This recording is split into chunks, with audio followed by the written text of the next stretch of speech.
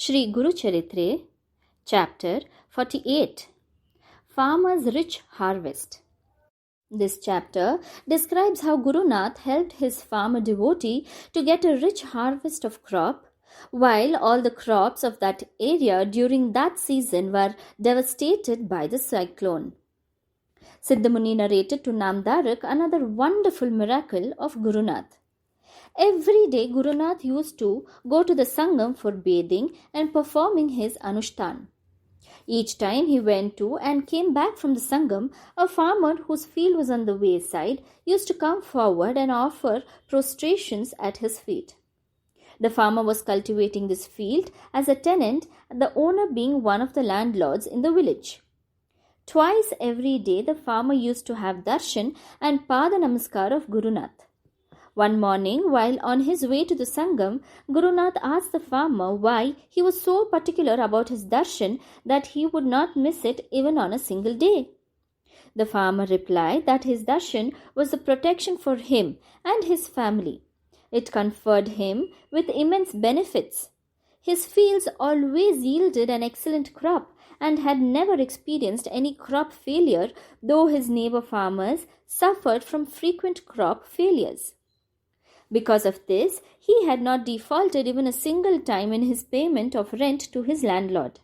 His family had never been suffering from want over the years, ever since he started doing his daily prostrations to him.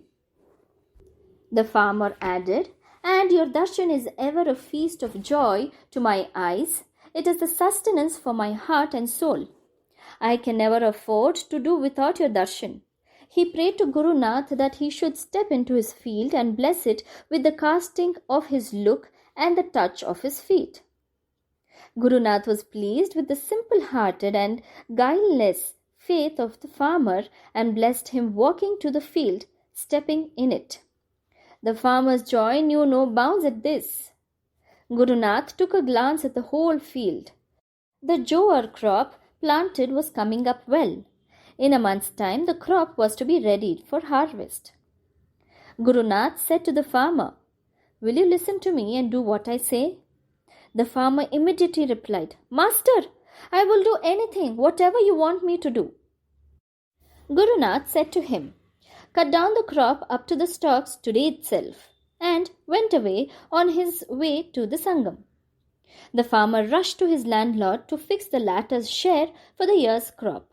The landlord said, as the prospect for that year's crop was very good, and as it was much better than in the previous year, he should pay him twice the quantity of grains over that of the previous year. The farmer instantly agreed to it and rushed back to the field. He hired a few laborers and started cutting down the crop. His wife and neighbors rushed there, trying to stop him. Has he gone mad to cut away the crop when only a few more weeks of waiting would yield a rich harvest? They wondered. They even went and complained to the landlord, asking him to intervene. The farmer sent back word to the landlord that the latter had no business to interfere. He said, "I have enough stock of grain in my house from my last year's harvest. Whatever quantity of grain I agreed to give him from this year's harvest, I will give it away now itself from my old stock. Nobody has any right to stop me. Shri Guru Nath told me to cut off the crop today itself, and I must carry out his command even at the cost of my life." To this his wife protested. "What does the ascetic know of farming? Both you and your Guru Nath are mad." She started crying. So also the children. Brushing them all aside, he went ahead and chopped off the crop before midday itself. When Guru Nath was returning from the Sangam, he saw what the farmer had done. He said to him, "What have you done? I only told you jokingly and you went ahead and cut off the crop without any forethought." To this, the farmer replied, "Master, I do not care what will happen. Your word is all that matters to me. Whatever I need is only your grace."